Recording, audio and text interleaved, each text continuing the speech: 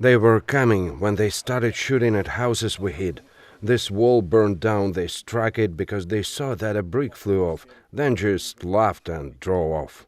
Even a year after the liberation, the residents of Andriivka in Kyiv region cannot forget the horrors of the occupation. The Russians captured this village near Kyiv at the beginning of the full-scale invasion of Ukraine. On February 27th, the invaders drove people out of their houses, setting up shelters for themselves there. So the Russians occupied the cellar of a local pensioner, Viktor. He and his wife had to hide from Russian marauders in the basement of their neighbors. Now he recalls that with the arrival of the occupying army of Russia, the terror began immediately. They were looking for those who served in the army, who took part in the anti-terrorist operation.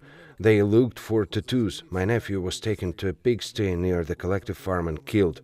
One was shot in the forehead, the other in the back of the head because he was lying on his side, and the other was face up. He was found on the third day.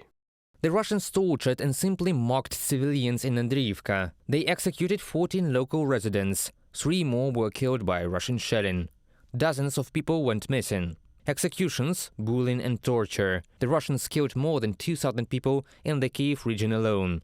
Dozens of people were shot by the Russians simply on their home streets.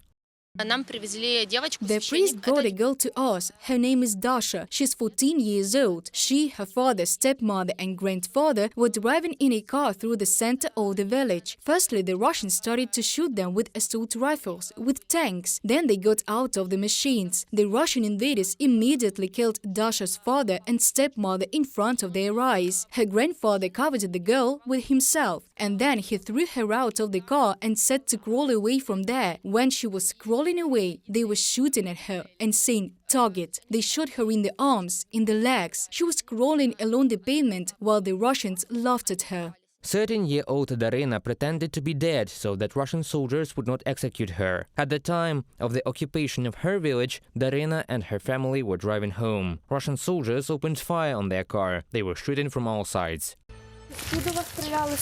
They were shooting from there and there. I ran out of the car and were getting to this car, and then I fell down behind it. At first I hit here, then the Russians came to me, touched my legs, pulled me to see if I was alive.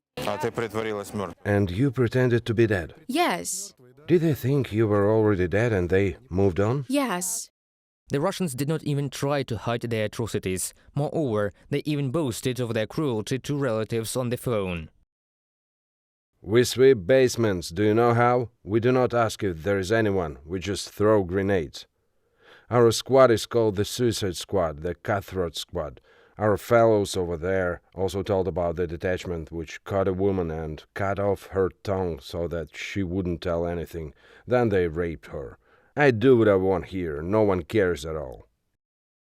After the liberation of the Kyiv region, the cruelty of Russians in our country shocked the whole world. Entire streets of cities were simply littered with the corpses of local residents. Russia still denies the perpetration of intentional war crimes, calling these terrible shots staged. But the world no longer believes a single word of the Russian propaganda. After the liberation of the Kyiv region, dozens of world politicians came here and saw for themselves the scale of Russian atrocities, and the International Criminal Court, together with Ukrainian prosecutors, began investigating crimes for which every perpetrator will definitely be punished, from average soldiers to the top leadership.